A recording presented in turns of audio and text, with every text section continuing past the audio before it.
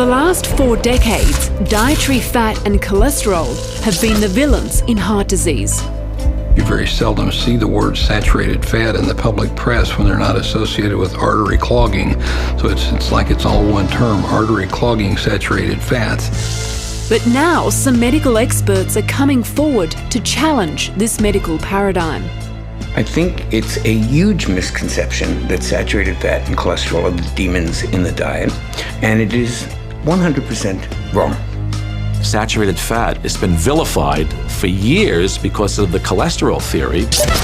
A multi-billion-dollar food industry has fueled our phobia of fat and cholesterol and dramatically influenced our diet. That's not science, that's marketing. It's lived past its expiration date, and it's one of these hypotheses that just won't die. Have we all been conned? In this episode, I'll follow the road which led us to believe that saturated fat and cholesterol cause heart disease and reveal why it's been touted as the biggest myth in medical history.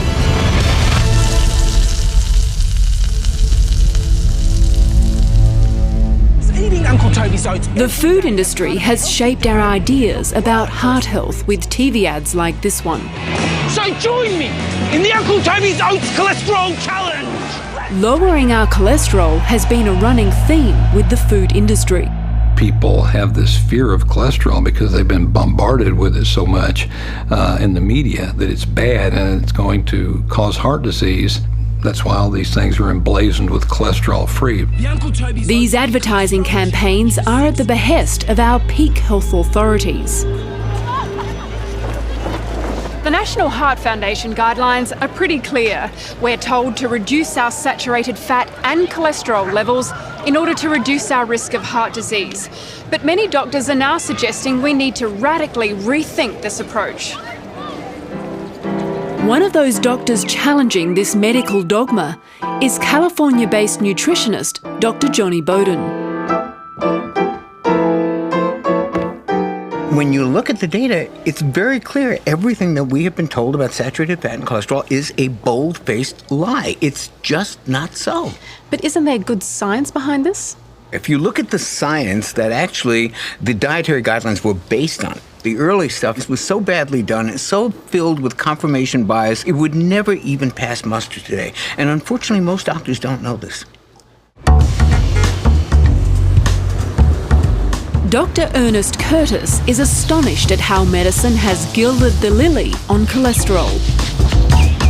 During medical school, I was taught the same thing everybody else was, the importance of cholesterol and so forth, and I saw no reason to doubt it. But once I got into the cardiology field itself, I was seeing people with heart attacks that had cholesterol all over the place. High cholesterol, low cholesterol, and middle, it didn't seem to matter. And at first I thought, well, okay, these are probabilities, so there'll be exceptions. But it turned out that after a while I was seeing far too many exceptions. So that motivated me to go back and look at the origins of these theories. And quite frankly, given the certainty with which we were taught this, it surprised me to find out how poor the evidence was, virtually non-existent. Cardiologist Dr. Stephen Sinatra said he routinely ordered patients to lower their cholesterol with medications, but now admits he was wrong. I used to be the poster boy for the drug companies, and when I was chief of cardiology, I used to write for statins all the time. I really believed in the cholesterol theory of heart disease. I first became skeptical of the cholesterol theory in like the mid-'80s. I was doing coronary angiograms, and you place a tube in the groin, and goes up into the heart, and you can see if there's blockages there. So sometimes I would do the angiogram on a person with a high cholesterol, thinking I was going to find a lot of disease, and many times I didn't find disease. And the converse was true. I would do somebody with a low cholesterol and expecting not to find disease, and I found disease. So I was starting to think, maybe I don't have this right. Maybe cholesterol is not the enemy we think it is.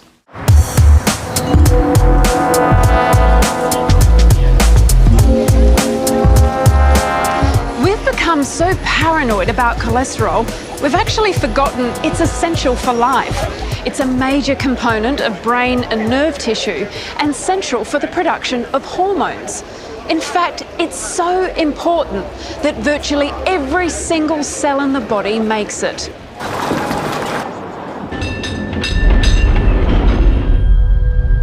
Aside from people with a genetic condition like familial hypercholesterolemia, diet has long been the focus of how we can lower our cholesterol.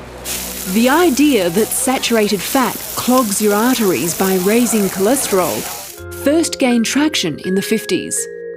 American nutritionist Ancel Keys became intrigued with the soaring rates of heart disease after World War II. The facts are simple. You know the chief killer of Americans is cardiovascular disease. He compared the rates of heart disease and fat consumption in 6 countries. It was almost a perfect correlation. The more fat people ate, the higher the rates of heart disease. Except there was just one problem. Keys withheld data for 16 other countries. Later, when researchers plotted all 22 countries, the correlation wasn't so perfect. Dr. Michael Eads is critical of the way Ancel Keys excluded countries that didn't fit his hypothesis.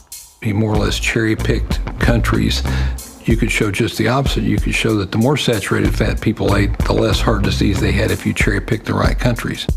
Dr. Eads says that even if fat consumption trends in the same direction as heart disease, it doesn't prove anything. Just because there's a correlation doesn't mean that there's causation. It's like people who are fat have big belts, but that doesn't mean that if you go and buy a smaller belt, you won't be fat. I mean, that's not causation. You know, that's what these observational studies show, is just a correlation. The classic study by Ancel Keys is a textbook example of fudging the data to get the result that you want out of a study. And unfortunately, there's a lot of that goes on. Science writer Gary Taubes says it's all very well to have a theory, but in science, you have to prove it. And they tried. And over the next 15 years, researchers did trial after trial, and there were probably a half a dozen of them between 1960 and 1975, all refuted or failed to confirm the idea that you could live longer by either reducing the saturated fat in your diet or reducing the total fat in your diet. The American Heart Association was also reluctant to lend credence to Keys' theory, but then he managed to score a position on the association's advisory panel, where he pushed for the acceptance of his ideas, and it wasn't long before they had a change of heart. Instead of the data not being good enough to claim that dietary fat was a cause of heart disease, they concluded that the data were good enough, and therefore all Americans over the age of 2 should go on low-fat diets. As the idea gained widespread acceptance with the public, science was left to catch up. 2 ambitious trials costing over $250 million, involving hundreds of thousands of patients, both failed to prove that lowering saturated fat could reduce your risk of dying from a heart attack. The way the authorities responded to this was to claim that they must have done the study wrong. Instead of saying, hey, look, eating a low-fat diet doesn't apparently do anything for people, or certainly not women, instead they respond by putting out press releases saying, look, we don't know why this trial failed to confirm our hypothesis, but it doesn't mean that the advice we've been giving you is wrong, and it doesn't mean that the hypothesis that dietary fat causes heart disease is wrong. The National Heart Foundation of Australia defends these failures, saying that nutrition trials are just too complex. When you ask that question of, do dietary fats increase heart disease, you're sort of trying to negate all the other risk factors that in fact actually also cause heart disease. So to imagine creating a study that would prove that conclusively, it's virtually impossible. So if they can't prove it, on what basis have they decided that saturated fat is bad for us? Eat too much fatty food and you risk a high level of blood cholesterol building up in your arteries. Eat sensibly. Meta-analyses have in fact actually shown that we can say with convincing evidence that intake of saturated fats leads to an increase in blood cholesterol. An extensive review of the literature showed the data was highly inconsistent. In fact, there were many long-term studies that refute the idea that saturated fat raises cholesterol. So I approached the National Heart Foundation for further evidence. They said the data was complex. They cited one study which showed only certain types of saturated fat could raise bad cholesterol, but it also raised good cholesterol. In the end, they concluded, we agree, we are limited by the evidence base available at this time. A study called the Heart study, which... I asked Australia's leading lipid expert what he thought. So should we be giving people dietary advice if there is such poor adherence and the studies aren't available? I think there are some very telling pieces of evidence which have been used to establish the importance of avoiding saturated fat. If saturated fat is completely benign, if it's actually beneficial, where's the evidence in support of that? Where's the evidence of an alternative cause? And we are particularly keen to get some dietary advice because otherwise, what do we offer people? But Dr. Curtis disagrees with giving people dietary advice when he believes the evidence is insufficient. He says diet has very little influence on your blood cholesterol in the long term. The reason for that is that your body manufactures 80 to 90% of your cholesterol. Really, very little of it comes from the diet. Most people seem to have a genetically preset level for the cholesterol in their body, and it may be in a range. But they're generally going to seek to stay within that range. So if somebody cuts all the cholesterol out of their diet, their body will simply start making a little bit more to bring it back up into the range. In the 60s, British physician John Yudkin challenged Key's theory, claiming that sugar was the culprit in heart disease, not saturated fat. But Keyes was politically powerful and publicly discredited Yudkin's theory. By the early 1970s, Ancel Keys was ridiculing John Yudkin and his theory in papers, and just on the basis of that sort of personality and political struggle, the nutrition community embraced this idea that saturated fat was the problem, working through dietary cholesterol, and began to think of the idea that sugar could cause heart disease as akin to quackery. And Yudkin was eventually ridiculed. Keyes won the diet war, helped by his rise to fame after appearing on the cover of Time magazine. This widespread publicity meant that Keyes' theory went from weak hypothesis to medical dogma. It would turn out to be one of the most significant events in the history of post-war medicine. The consequences of this study would reverberate over the next several decades to influence public opinion, government policy, and the way doctors practice medicine today.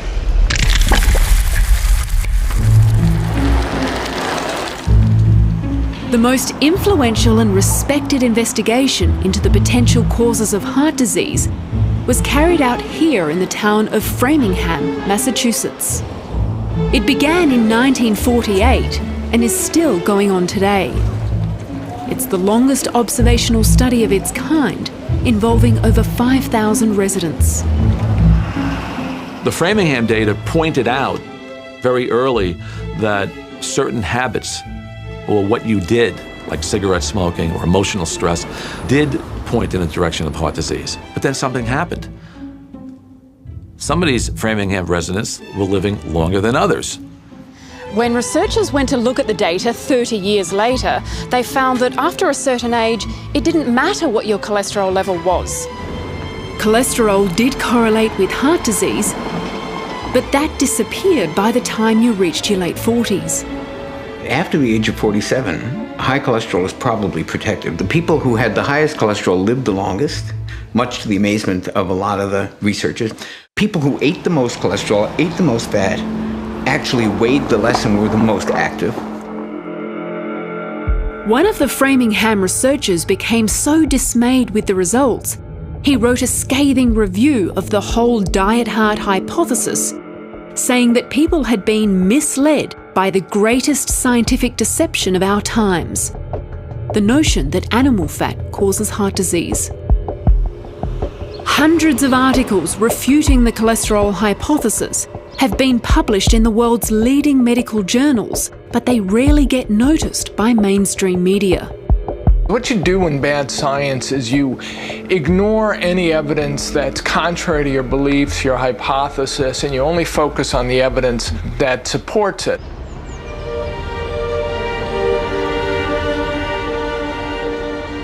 In 1977, the US government stepped in. Senator George McGovern, an advocate of Ansel Keys' theory, headed a committee hearing to end the debate once and for all. And they are the ones that really have put us in the nutritional mess that we're in now, because based on virtually zero science, they decided that a low-fat diet was the best thing for us all. Eminent scientists at the time disagreed with the report. That's why I have pleaded in my report, and will plead again orally here, for more research on the problem before we make announcements to the American public. But their pleas fell on deaf ears. Well, I would only argue that senators don't have the luxury that a research scientist does of waiting until every last shred of evidence is in. News reports began peddling the same message. And many say it was this article in Time magazine that put the final nail in the coffin for saturated fat and cholesterol.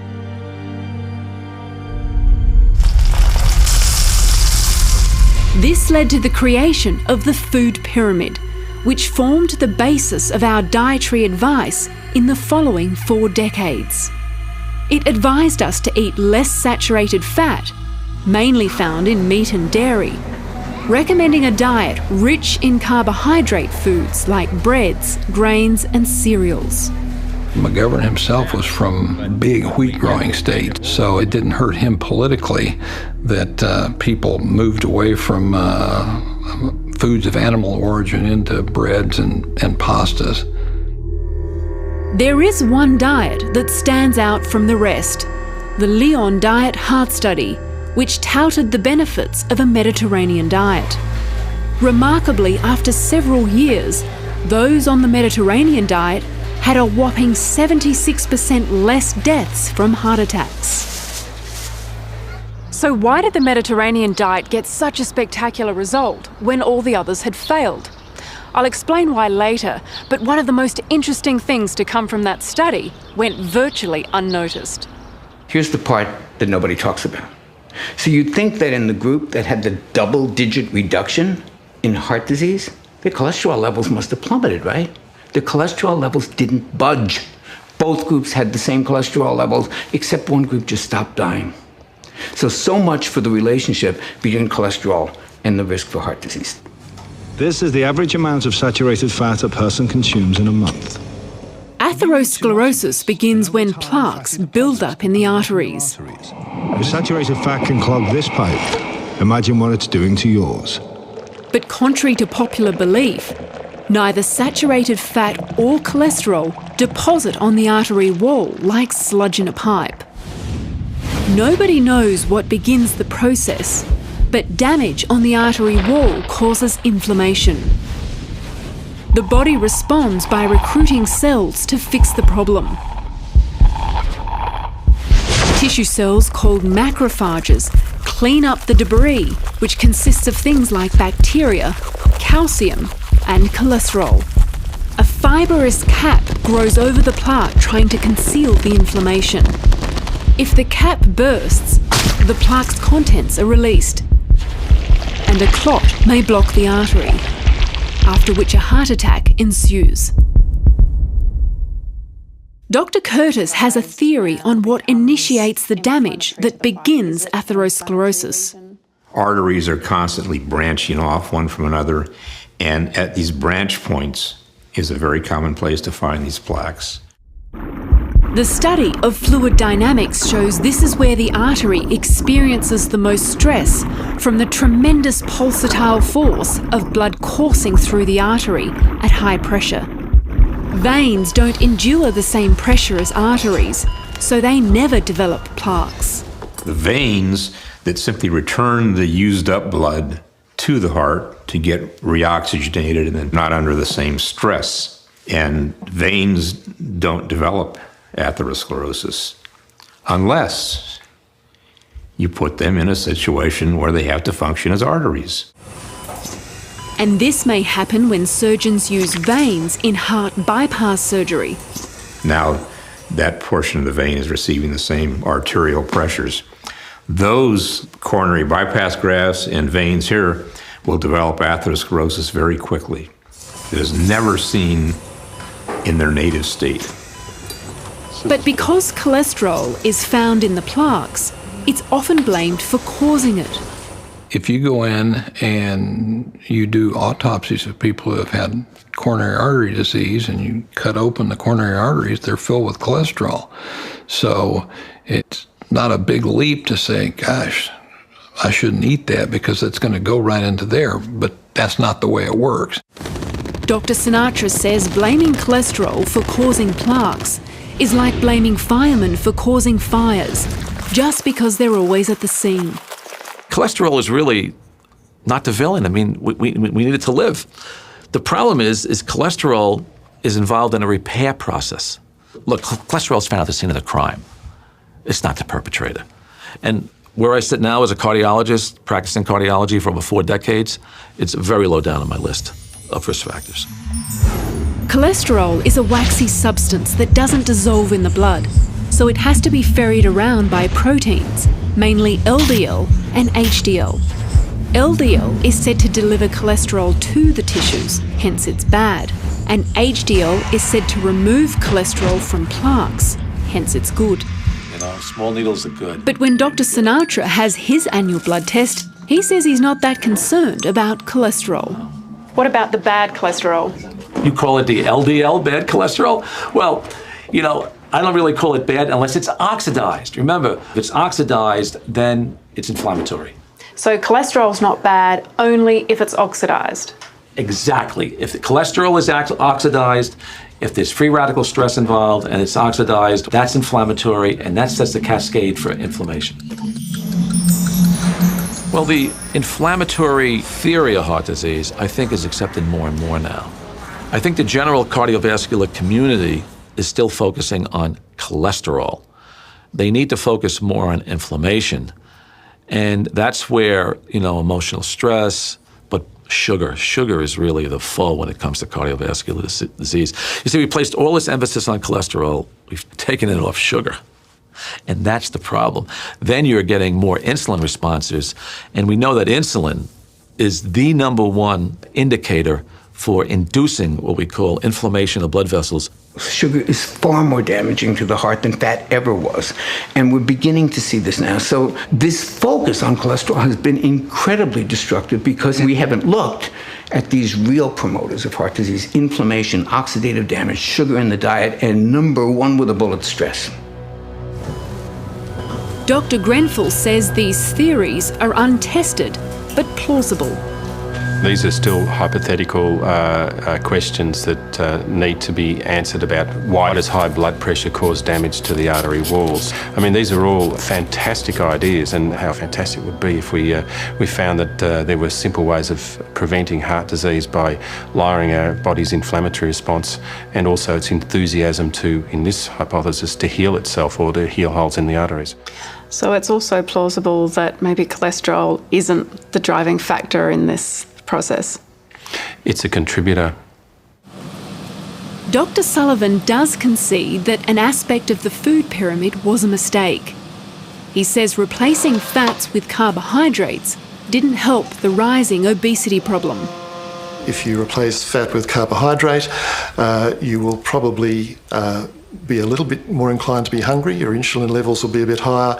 You'll have higher levels of triglyceride, higher levels of glucose, and less of your good cholesterol to avert problems. We certainly probably gave some advice which was a good way to avert one pathway, but people then tracked down another pathway, and that's what's led to the revision of dietary guidelines. The more recent advice is to replace saturated fat with unsaturated fats in order to lower the risk of heart disease. For example, swapping butter with margarine. It's very hard to find any positives about butter in terms of its impact on cardiovascular disease. But this advice still receives its fair share of opposition. Margarine is a perfect example of the stupidest nutritional swap out in history. We had this trans fat-laden, crappy, manufactured product that we were eating because we were so phobic about saturated fat and cholesterol. To switch to polyunsaturated fats with the vegetable oils, that's horrific advice. The polyunsaturated fats, the vegetable oils, these omega-6 oils, are inflammatory because they're very prone to oxidation. Have we been given the wrong advice? We've absolutely been given the wrong advice. People became afraid of saturated fats, so they said, okay, we've got to do something to replace the saturated fats, and so let's do it with vegetable oils. Well, vegetable oils don't have the same cooking qualities that saturated fats do. Polyunsaturated fats have a lot of double bonds in them, and double bonds are prone to free radical attack. It becomes a rancid fat, and it becomes really bad for you. And saturated fats, on the other hand, have no double bonds. That's why they're incredibly stable. That's why they're great for cooking. That's why they're great for frying. And that's why they don't really perpetuate free radical cascades in the body, because they're inert fats. They're mainly just protein. Dr. Eads says butter and coconut are not harmful to your health and recommends those fats over the omega-6 vegetable oils. When vegetable oils are used to manufacture margarine, they undergo a process called partial hydrogenation, which results in the formation of industrial trans fats, and everybody agrees they're bad for you. It's important to look for products that have them removed, although Australia doesn't have mandatory labelling of them. Junk food, for example, is riddled with industrial trans fats. The omega-3s, another type of polyunsaturated fat found in fish, for example, are thought to counter the inflammatory effects of omega-6s. The two of them are kind of like the accelerator and a brake pedal on a car, and if they're in balance, things operate smoothly. I mean, you don't want too much anti-inflammatory, you don't want too much pro-inflammatory. Because of the advent of vegetable oils, we now have tons of omega-6 fats and really very little omega-3 fats. This is thought to be why the Mediterranean diet was so successful. It was higher in omega-3 fats, not to mention it was low in refined carbohydrates like sugar and rich in antioxidants. The Heart Foundation still suggests that a diet that substitutes saturated fats for polyunsaturated fats is one that is healthier for your heart. Pursue it. But opposition to this advice is still palpable. It took decades to really entrench this myth. It's probably going to take a few more decades to get us out of this myth. But to vilify saturated fats, I think is one of the worst things the medical profession has done. I'd love to see the medical establishment saying, whoops, we were wrong. That's not going to happen. Frankly, that generation's going to have to die off.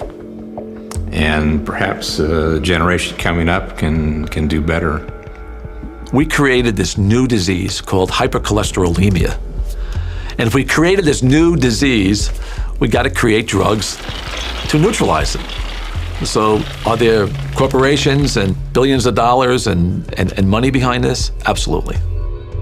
Next week on Catalyst, I find out why medications to lower cholesterol have become one of the most widely prescribed drugs in the history of medicine.